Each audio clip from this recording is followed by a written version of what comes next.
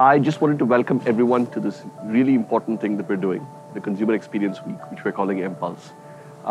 The reason for our existence is to make sure that consumers are happy with what we do and delighted with what we do. That's what we're here to do.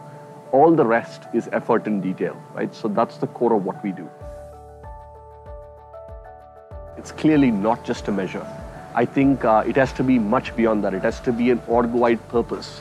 The reason for our existence is our customers.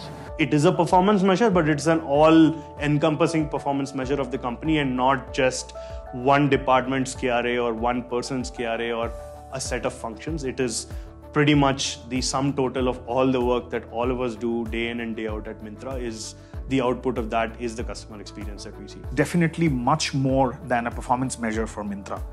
Yes, it is our North Star. There are targets that are built around it, but what we truly believe is customer experience lends us competitive advantage in a market like India to start with. It's a little bit like innovation. You can measure it. You can say, oh, we did so many patents. Like that, you can measure customer experience. But to really make a difference, to really build an organization that is world-class, it has to be part of our values and culture. I think is an indomitable weapon. So it's definitely much more than just a number we put on.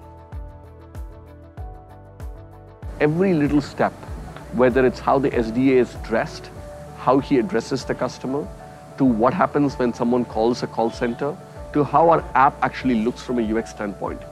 Every bit actually helps towards consumer experience, and we need to keep thinking about how do we actually continuously improve it. I remember reading in one of the journals that customers value experiences far more than the actual material ownership of the possessions. It is incredibly critical for the long-term success of Myntra that we focus on experiences. Because let's not forget, the customers will come back for the experience and not necessarily always for the price, always for the discount. How easily or how quickly the site loads is the first experience for him. What is the help that he is getting on the way in that journey in terms of he making the right choice? Are we empowering him enough? Are we informing him enough about the decisions that he's taking? I think really good customer experience should be about doing the unexpected. When a customer wants to buy a gift for their daughter and want it delivered the next day, can you change your processes to be there? When we deliver a wrong product to the customer and they want to return it, are we going to be there for them and are we going to make returns seamless?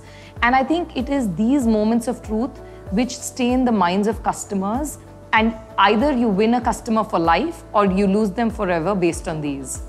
Product and selection from the exceptional brands, product of best quality, and third thing, of course, the emotional and aspirational value attached to it.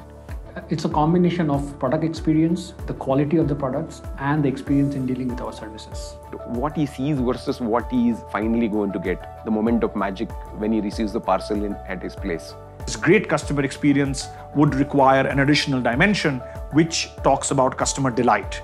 And this can be brought about through technology or service-led innovations which are able to give that customer that wow factor. Everyone needs to understand what the customer wants and feels, and also be empathetic towards the problems that a customer might actually face. So there are three parts to it. The first part is for the ability of the customer to find the right product in an engaging manner onto the platform. The second is to deliver the product to the customer in a timely manner with no surprises. And the third is for the customer to receive the product in the form as well as the right product as well as the way the person visualized it. Any conversation, any initiative which we think about should be first consumer-back thinking, should have a consumer-back thinking.